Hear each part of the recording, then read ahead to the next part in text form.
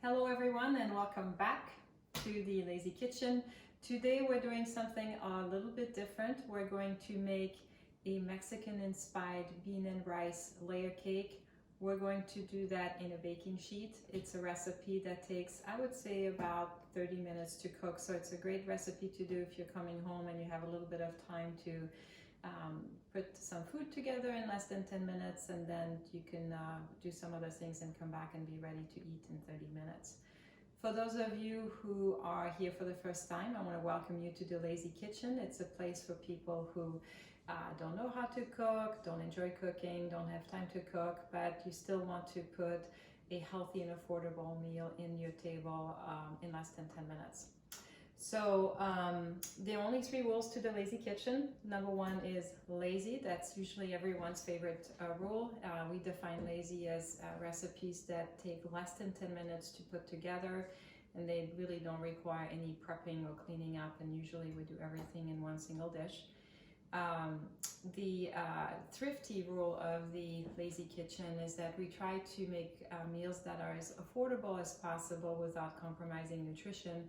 And I'm actually going to give you very practically exactly how much I paid for the ingredients.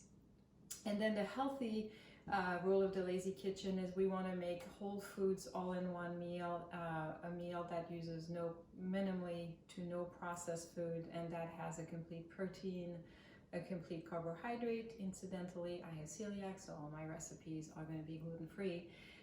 And also have at least 2 vegetables. That's often the place where people really struggle to incorporate that into one recipe. So hopefully we're going to make something that you're going to want to eat with your family. So let's talk about what you'll need. You'll need just a baking dish. You can also use a porcelain-based one. What you do want to get is something a little bit deeper because we're going to be layering the ingredients. And as a basic oil, we're just going to use some olive oil, some good quality olive oil.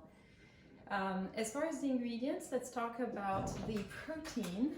So for the protein, we're going to use queso fresco. That's a little more traditional Mexican style fresh cheese. I got this one at a big box store and it was right under $3.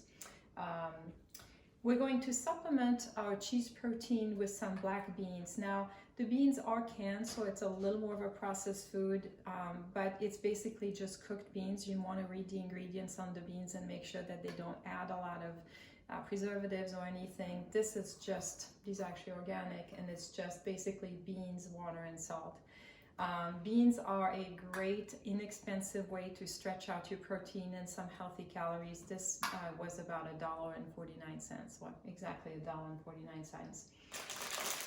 And the beans is somewhere between a starch and a protein, and it has also a lot of good fiber. For the starch, we're going to use cooked brown rice. This comes in the frozen food section of a lot of stores. I buy 3 packs for $5, so it's maybe $1.80 a piece. I know there's some people that have told me, there's no way I'm ever going to buy pre-cooked brown rice. I'm going to make my own, and that may be true for you, but I'm going to call the bluff on the rest of you that you're actually not going to cook your rice. You're going to go drag a frozen pizza out of the freezer one night because you're just too tired to cook your rice. So in my book, this is a totally acceptable way to stay healthy and cut the corners on the amount of time and energy that you need to get there. As far as condiments, we're going to use a little bit of cumin and a little bit of cilantro. These are usually things you want to have in your pantry. They're easy to find in every store. They don't go bad. You can use them in a lot of recipes. The vegetables today, we're going to use a container of grape tomatoes. These are organic, so they're a little more expensive, still right on like $2.80, I want to say, at a particular store where I purchased them. And then for the other vegetable, we're going to use chopped greens. I happen to have what's a really large bag of a mix of mustard and collards and spinach. 2 things I want to say about that. A whole bag was about $3. We're going to use maybe half of that, so it's going to be about $1.50 worth of the greens. The rest you can either add another recipe or you can throw them in the freezer. You can use plain spinach as well. It's maybe not as flavorful with Mexican inspired food, but that will work in a pinch. And if at all possible, try to get them fresh. There's new research that suggests that folate, which is an important vitamin, B vitamin that we only get from a few places, may be lost, or some of it may be destroyed in the freezing and rethawing process. And so if you're going to have greens and it's accessible to you, try to have them fresh when you buy them. They're usually good for about a week in the fridge. So I'm going to start the timer. This is my Lazy Kitchen accountability clock, so that you know we are staying on the 10 minutes. You'll need your oven, on average 350 plus or minus 10 degrees, depending if you have a gas oven or an electric oven. And then just a baking dish. Make sure you wash your hands before we get started. So I'm going to start this and just,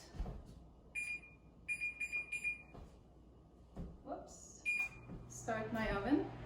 So the first thing we're going to do is we're going to put a moderately generous amount of oil in the bottom of the baking pan so things don't stick. They're pretty easy to dish out.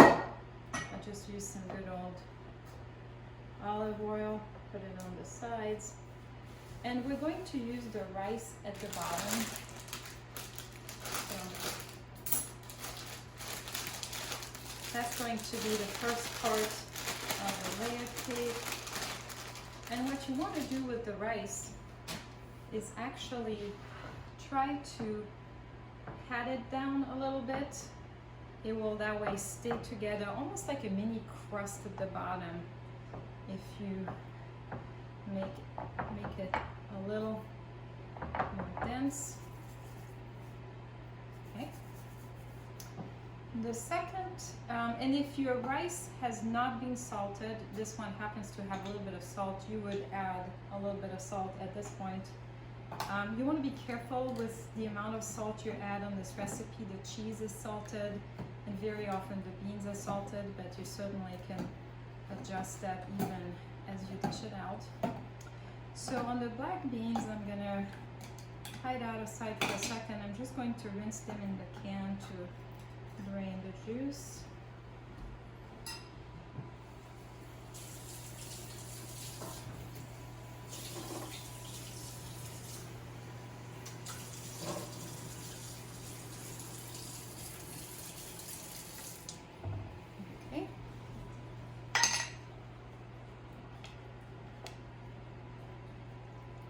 And this is going to be our second layer. Put the beans. Good. This is the layer we also can play around. So for those of you, for example, who really like your food with a kick, if you have some pickled jalapenos, that would be a great thing to do. We made some this summer, but we used them all up. I was trying to hunt them in the fridge, and I remember that, unfortunately. The next layer is going to be our greens. Now understand the greens are going to cook down during the, they're going to wilt down during the cooking, so you can put a pretty good layer of it and it will come down. So I'm going to put about half of that, a little bit more. Greens are good for you, so I'm going to put this in. And this is where the greens don't have a lot of flavor or they could really use a little condiment, so I'm going to add a little bit of salt, a little bit of cilantro,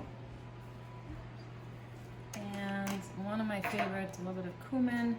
For those of you who really like chili powder or hot stuff like cayenne, that would be the time where you can add it. Very good. The next thing we're going to do is adding the tomatoes. Go. And you'd be actually surprised at how nice the tomatoes are when you just have them in the oven for about 30 minutes. They don't totally like melt away, but they are just nice and juicy. It brings out the flavor. Very good. And then the last but not least, we're going to add the quesos. Now my videographer, knowing we were recording this, pointed something out to me that may be of interest to some of you. The queso fresco can be found already crumbled or shredded in some stores, especially if you live in an area where you may have a higher Hispanic population, they'll often have a more generous offering in the ethnic food section. But even if you have some regular queso fresco, it's pretty easy to crumble it by hand and still do it with less than 10 minutes to go. So one of the fun things you'll see in the end result is that the queso fresco, when you bake it, tends to puff out a little bit like a marshmallow. It's very surprising the first time you bake it, and it's very, very tasty. So, you know, how much cheese kind of depends on how much protein you need. You know, if you're someone who needs a little more calories, like you have kids that are in sports, or you know, you're only gonna have one good meal a day, you're gonna put the whole wheel of cheese. And I think it's probably, we might as well use it up. So you can play around with the proportions. One thing that I will say is, if some of you are on a very restricted carbohydrate diet, I've been receiving some questions about that in the office, you could replace the rice with cauliflower rice, but you're probably going to want to add a little bit more oil with that so it doesn't just mush up. And if you need to limit the calories, you may be going to use a little bit less cheese, or maybe a little more beans instead of the cheese. So voila, it's ready to go. 5 minutes and 30 seconds total. It's ready to go in the oven. It gives me still plenty of time to clean up and stay under 10 minutes. Look at it. You'll want to, it'll be ready when the greens have thinned out into a thinner layer, and when the cheese appears to be fully melted. The tomatoes, neither the tomatoes nor the greens, they need a lot of time.